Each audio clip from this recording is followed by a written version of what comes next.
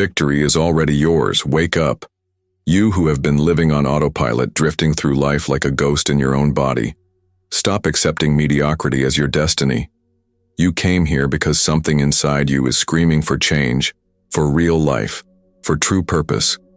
Look around you. The world is drowning in spiritual chaos like never before. Millions of people wander lost, disconnected from themselves and from God, searching for meaning in empty places. But you don't have to be just another statistic in this spiritual drift. Pope Francis, now a heavenly intercessor, always proclaimed, "The church cannot remain closed in on itself." And I tell you, your soul cannot remain closed in on itself. It's time to break the chains of apathy, leave your spiritual comfort zone and awaken to the abundant life that God prepared for you. I make you a promise. By the end of this prayer, you will no longer be the same person. Sacred fire will rekindle in your heart, and you will discover your transforming role in this world that desperately needs you awake and active. Now stand up wherever you are, look in the mirror and declare out loud, "I choose to awaken. I choose to live."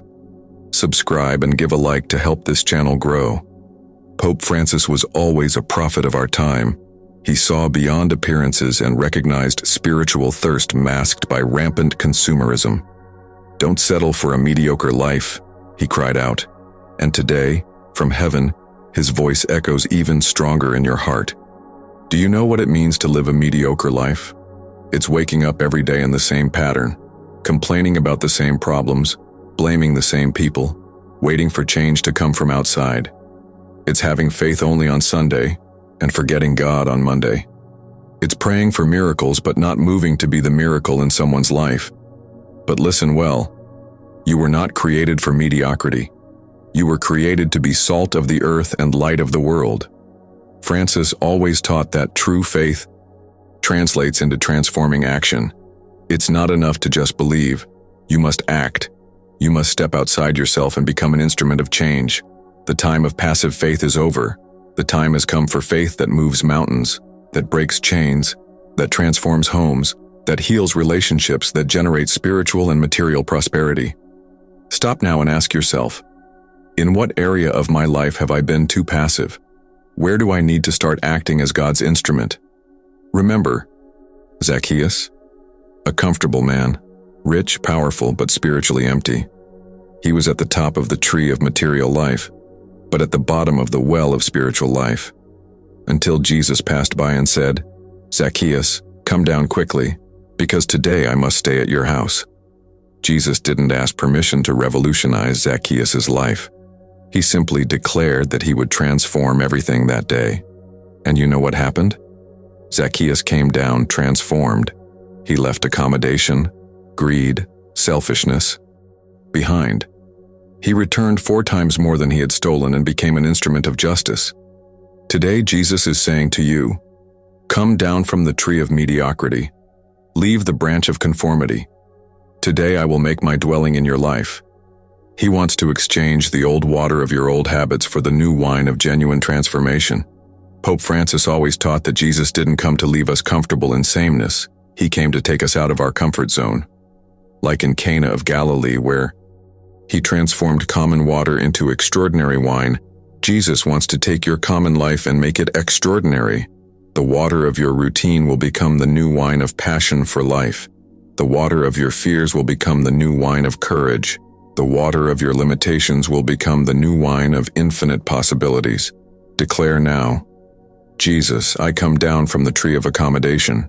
Exchange the old water of my life for your new wine of transformation. How many times have you said, when I feel courage, I'll change. When I feel prepared, I'll act. When I'm certain, then I'll take the first step. Stop that. You're confusing faith with emotion. True faith doesn't wait for you to feel courageous. It acts despite fear. It doesn't wait for you to feel strong. It walks despite weakness. Peter didn't feel courage when he left the boat to walk on water. He simply obeyed Jesus' call. Pope Francis always lived this. He didn't wait to feel prepared to be Pope. When called, he said yes. He didn't wait to feel courage to reform the church. He started acting. Faith is not a feeling that comes, it's a decision you make. You want to know a secret? God isn't waiting for you to become courageous. He's waiting for you to become obedient. Courage comes after obedience, not before. The miracle happens during the step of faith, not before it. Stop living hostage to your emotions. Stop waiting to feel good to do what's right. Your life doesn't change when you feel. It changes when you decide. God doesn't need your perfect courage. He needs your imperfect availability. Right now, choose one action you've been postponing, waiting to feel like it, and make the decision. I'll do it today, even with fear, because God will do the rest. And you who are there waiting for perfect conditions to start, waiting to have enough money to start a business, waiting for the right moment to forgive, waiting to be ready to serve God, waiting for all the planets to align, to take the first step, wake up. Perfectionism is the most elegant excuse for spiritual laziness. It's the most sophisticated disguise for cowardice. You don't need perfect conditions. You need imperfect courage. Look here. Moses stuttered, but he freed a people. David was just a shepherd, but he defeated giants. Peter denied Jesus 3 times, but became the rock of the church. None of them were ready. They just started. Pope Francis knew this. He didn't wait for the church to be perfect to reform it. He started with the problems. He didn't wait to have all the answers to guide the people. He walked together, learning in the process. Life doesn't happen in ideal conditions. It happens in real conditions. God isn't looking for perfect people. He's looking for available people. The biggest mistake of your life is waiting to be ready for something you can only learn by doing. Stop postponing your own life. Stop delaying your dreams waiting for the ideal moment. The ideal moment is now, with all your flaws, fears, and limitations. Identify now one area where you've been using perfectionism as an excuse not to start, and take the first imperfect step today. You still haven't understood the dimension of what's happening here. When you awaken, when you leave sameness behind, when you act with faith instead of waiting for feelings, you don't just change your life, you become the epicenter of a spiritual earthquake. Each transformed person is like a stone thrown in the lake. The waves spread infinitely. When you change, your family notices. When your family changes, your neighbors feel it. When your neighborhood awakens, the entire city shakes. This is how God's kingdom advances, person by person, heart by heart. Pope Francis understood this deeply. He knew that an awakened Christian cannot stay quiet. A heart on fire infects other hearts. A transformed life is an irresistible invitation for others to transform too. Look at the responsibility in your hands. There are people around you waiting to see transformation in your life, to believe that transformation is possible. Your children, your spouse, your colleagues, your neighbors. They're watching to see if this faith you profess really works. You're not just fighting for your victory. You're fighting for an entire generation's victory. You're not just leaving your prison. You're showing the path to freedom for those still trapped. Think now. Who is watching your life, waiting to see real transformation? Be the answer that person needs to see. Stop dreaming of instant revolutions. Every great spiritual building begins with one brick, placed exactly where you are, how you are, in the imperfect moment of now. There's no ideal moment. There's the present moment. What are you waiting for to start? A divine revelation? A financial miracle? A change of city? A different person? Forget it. Every true transformation begins where your feet are standing at this exact moment. Pope Francis began his mission not when he became Pope. He started as a common Argentine young man, taking one step per day, one holy decision after another, building his spiritual cathedral brick by brick during decades of faithful daily life. Listen well. Excellence is not a destination, it's a daily habit. It's waking up tomorrow a little bit better than today. It's choosing good in each moment's small decision. It's seeking holiness in the most common routine, in the simplest conversation, in the most repetitive work. One day after another, with one night in between to rest and give thanks. Small, consistent steps are worth more than great sporadic leaps. Consistency in pursuing excellence builds cathedrals that resist any storm. Your extraordinary life will be built by 1,000 ordinary days lived in an extraordinary way. Choose now one small attitude you can repeat every day starting today to build, brick by brick, the life God dreamed for you.